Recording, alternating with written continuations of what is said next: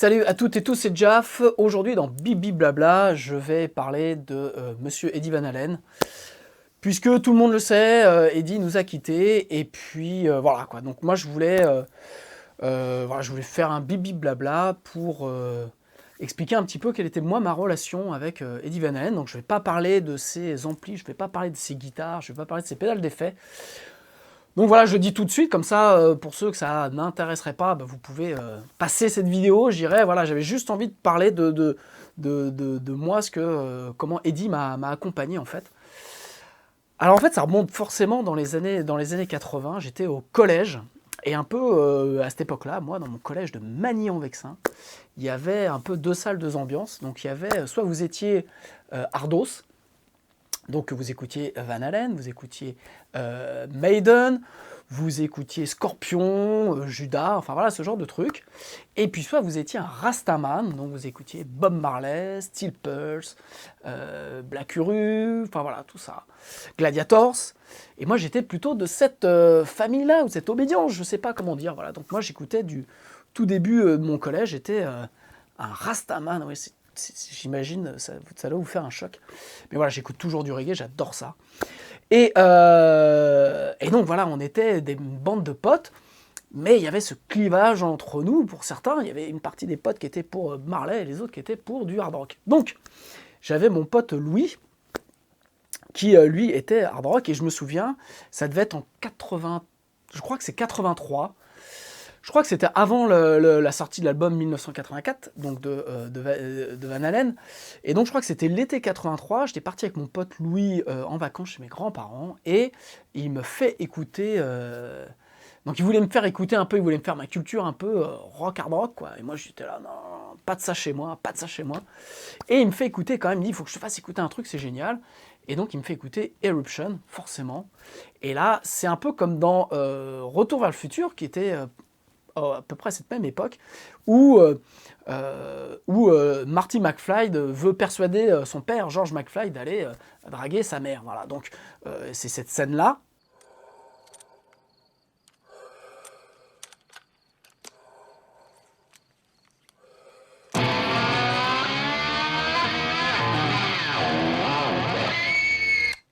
Et donc voilà, moi ça m'a fait la même impression, c'est-à-dire quand il m'a fait écouter Eruption, sur mon... j'avais un gros poste Philips à l'époque, c'était l'époque un peu des Sound Blasters, avec cassette, radio et tout, et donc il m'a fait écouter Eruption, et là ça a été une baffe intersidérale. Et donc je me souviens que j'avais copié la cassette donc, du premier album de Van Halen, mais voilà, c'était Eruption qui était... waouh, truc qui m'a bluffé. Donc ça a été ma première rencontre avec Van Halen. Et puis après, c'est devenu vraiment plus tard, quand j'ai commencé à jouer de la guitare, où, eh bien c'est simple, c'était l'été 96, où je suis parti à Los Angeles faire le Musician Institute, donc le Guitar Institute et Technology.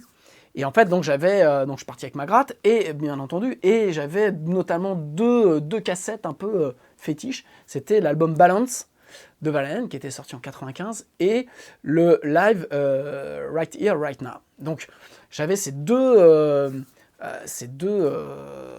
sons, quoi, et c'est le truc qui m'a emmené, je dirais, pendant ce périple de 3 mois, je dirais, au Guitar Institute and Technology, au GIT.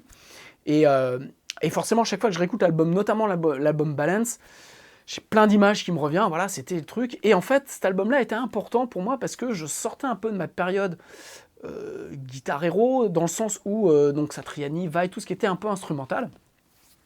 Et donc je revenais par le métal à des trucs plus... je réécoutais un peu des trucs plus chansons, et c'est vrai que Van Halen, ça a été un peu le truc qui, je l'ai compris bien après, a vraiment forgé ce que j'avais envie de faire dans la musique, dans le style musical, et même quelque part, dans le jeu avant tout, en toute humilité, hein, mais dans ce côté guitariste qui mélange et rythmique et des riffs et des choses, voilà. Donc en tout cas, il m'a un peu comme The Edge, Van Halen m'a montré que on pouvait ne pas rester scotché sur une rythmique et on pouvait notamment faire des renversements, des triades, des machins, des trucs. Et ça a été important. Donc l'album Balance a été important et c'est vrai que moi, Eddie, pour moi,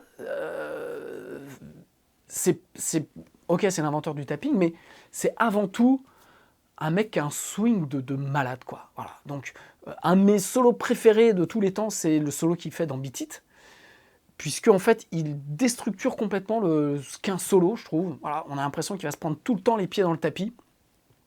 Et en fait, il se relève, et c'est ce qui fait la magie de ce solo, c'est vraiment le truc avec une rythmique derrière, faite par Steve Lukather, qui est très, voilà, qui est très cuté. Et lui, en fait, on a l'impression qu'il démarre à contre-temps, un peu comme le solo de Jump, qui est vraiment rythmiquement super compliqué. En fait, c'est rythmiquement qu'il est compliqué, qu'il est injouable. Et moi, c'est toujours ça qui m'a marqué chez Van Halen, c'est son sens du rythme. Et en fait, même si vous écoutez, voilà, c'est rythmique, c'est juste mortel, quoi. Le swing, il y a un swing enfin, moi je trouve qu'il y a un swing de malade. Vraiment, il me fait penser à un guitariste un peu comme Billy Gibbons ou Dimebag de Pantera, voilà, des guitaristes comme ça qui groovent à mort, qui ont un swing de malade. Et vraiment, ouais, je trouve que Van Halen, c'est un peu l'entre-deux entre Billy Gibbons, très boogie blues, et Dimebag, qui est très heavy. Mais je trouve qu'ils ont ce même point commun, qui est le sens du swing, le sens du placement rythmique. Et voilà, quoi. Donc ça, c'était... pour moi, Eddie, c'est ça, quoi. C'est ça qui m'a marqué dans ce jeu. Et puis, n'oublions pas que c'est avant tout d'être un grand guitariste, c'est aussi un putain de compositeur. Donc il a fait vraiment des tubes, des hymnes. Il a fait... voilà, moi, l'album Balance, vraiment, je trouve qu'il y a des super titres. The Seventh Seal est mortel, Feeling est mortel. Après, sinon, il y avait Pancake, il y avait Right Here, Right Now, Panama, Hot for the Teacher. Enfin voilà, tout ça, oh, putain, c'est énorme, quoi. C'est énorme. Et c'est vrai que tous ces jours que j'ai fait à Los Angeles, je me baladais avec Balance dans le Walkman. Et c'est ça qui m'a donné envie vraiment de travailler le sens du rythme, le groove, d'essayer de trouver quelque chose, ma personnalité, voilà.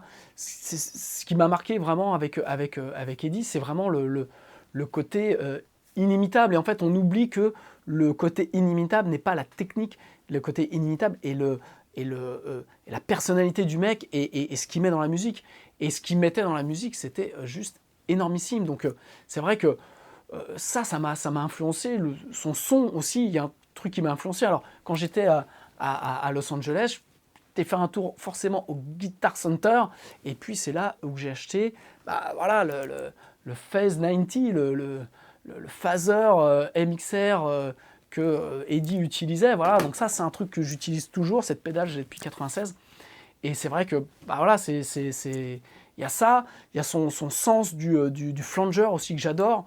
Et l'autre particularité, moi qui m'a marqué, qui m'a influencé, ce que j'adore sur tous les albums d'Eddie, ou la majorité, c'est le fait qu'il n'y ait qu'une guitare, quoi. Vous avez une guitare à gauche quand vous écoutez, face enceinte, vous avez la guitare à gauche, et en fait vous avez la piste de la pièce dans l'autre partie, et en fait ça crée tout le temps ça pompe. Alors en plus il va jouer sur des delays différents, donc ça on l'entend vachement en live, notamment sur l'album Right Here Right Now, où il y a vraiment ce décalage de delay, ce qui fait qu'en fait il prend un espace, et ce qui lui permet de pas en faire des caisses, de pas être tout le temps, voilà, et de swinger vraiment. Je pense qu'il y a ça aussi, c'est jouer dans cette stéréo qui lui donne ce sens du swing. Et c'est vrai que moi c'est un truc qui m'influence vachement en termes de prod, ce son là, parce que moi j'utilise, donc j'ai utilisé sur mon dernier titre Vortex, et le prochain sera pareil, est fortement aussi teinté de ce son, puisque j'utilise un flanger, donc j'adore vraiment le son qui est une guitare. C'est un truc qu'on a fait aussi avec Jérémy du groupe Lucize, quand on a fait le deuxième album. Voilà, je lui ai proposé en lui disant, tiens, tu veux qu'on fasse ça? Et c'est vrai qu'on a utilisé beaucoup cette technique-là, d'avoir juste une guitare d'un côté, et en fait, la pièce de l'autre, et ça, c'est quelque chose que j'adore. Voilà, donc ça, c'est en termes de production, il y a eu vraiment un apport là-dessus. Je ne vais pas parler du son de batterie qui est très spécifique d'Alex, en général, mais vraiment, pour en rester juste à Eddie, c'est le fait de jouer comme ça, et on sent que voilà, c'est joué live. Et c'est vrai que quand ils avaient fait le premier album, c'est Gene Simons qui avait produit l'album, et qui voulait faire des trucs plus en rock classique, et Eddie il a dit, mais moi je suis incapable de faire une rythmique sur un solo, quoi. C'est-à-dire que quand je suis en solo, mais il n'y a pas de rythmique, et c'est ça que j'adore dans Van Halen, c'est que même sur les albums, comme dans Pantera, vous avez, quand le solo, bien souvent, alors pas sur tous les titres de Pantera bien entendu, mais il y a pas mal de titres de Pantera où c'est le même principe, c'est-à-dire que quand Dimebag passe en solo, il n'y a que la basse, et c'est super kiffant d'avoir ce truc qui est super rock'n'roll, quoi. Donc voilà, j'avais juste envie de rendre hommage et d'expliquer, et c'est vrai que sa disparition m'a un peu fait penser parce que Van Halen, c'est quand même pas un truc que j'écoute souvent. J'ai vachement écouté à un moment, mais en fait, en faisant le point là, je me suis dit, mais en fait, ouais, la marque, donc j'imagine, elle est énorme sur plein de guitaristes, notamment par le tapping et tout ça. Mais moi, enfin en tout cas pour moi, la grande leçon, ça a été la musicalité, le songwriting, et puis le placement rythmique, le sens du groove. Voilà, c'est un truc qui, pour moi, qui est alien, et, voilà, et même la manière de construire ses solos, avec cette espèce de truc où on a l'impression qu'il va se prendre tout le temps les pieds dans le tapis, mais c'est tellement facile que voilà, il s'en sort à tous les coups, je dirais. Voilà, donc c'était, voilà, j'avais juste envie de dire ça, voilà, d'exprimer ma tristesse, mais bon, enfin, moi ça faisait, je me suis posé la question la semaine dernière, parce que j'ai commencé à voir des trucs qui tournaient sur Van Halen, et donc je me suis dit, ouh là là là là, ça sent pas bon, ça sent pas bon, et puis voilà, quoi, malheureusement, il nous a quittés. Il y a Tony Iommi de Black Sabbath qui je trouve, je vous mets son tweet, qui met un truc vraiment touchant, parce qu'il a lutté lui aussi, il lutte encore, je pense, pour les mêmes choses. Je crois qu'aussi il a eu un cancer de la gorge. Donc voilà, donc c'est vrai, et comme dit Steve Vai, peut-on imaginer un monde aujourd'hui qui n'aurait pas eu Eddie Van Halen? C'est vrai que je crois qu'il n'y a pas un guitariste aujourd'hui rock, même s'il n'aime pas Van Halen, qui ne peut pas, même si on n'a pas conscience, qui n'a pas été influencé par Van Halen, parce que Van Halen, ça a été quand même la claque, la déferlante. Vous avez Hendrix, et puis après vous avez Van Halen, qui a révolutionné, je dirais, pas seulement la guitare, puisque s'il avait été juste un bon guitariste, eh bien il aurait été juste un bon guitariste, mais il a révolutionné le rock parce qu'il avait ce sens du songwriting, ce sens du groove, du placement rythmique. Ça, c'est un truc que voilà, on oublie. C'est vrai qu'aujourd'hui, vous pouvez aller voir sur Twitter, enfin sur Insta plutôt, vous allez avoir plein de guitaristes qui vont jouer des trucs de malades. Mais voilà, quoi, c'est un peu comme taper à la machine. Il y en a qui vont très très vite, il y en a qui vont un peu moins vite. Et peut-être ceux qui vont un peu moins vite mettent des mots qui sont peut-être un peu mieux. Je ne sais pas si c'est ça, mais en tout cas, voilà, Eddie avec ce sens du swing, du placement rythmique, donc de la mélodie. Et il avait des mains, il était capable de faire des écarts de doigts de tueur. Enfin voilà, il avait un peu tout. Et voilà. Maintenant, il va falloir faire sans. Et puis on espère qu'un jour il va y avoir un nouveau Eddie qui va arriver et qui va amener des trucs. C'est vrai que dans le rock, on est un petit peu en manque de nouveautés, et surtout voilà, de cette musicalité qui était.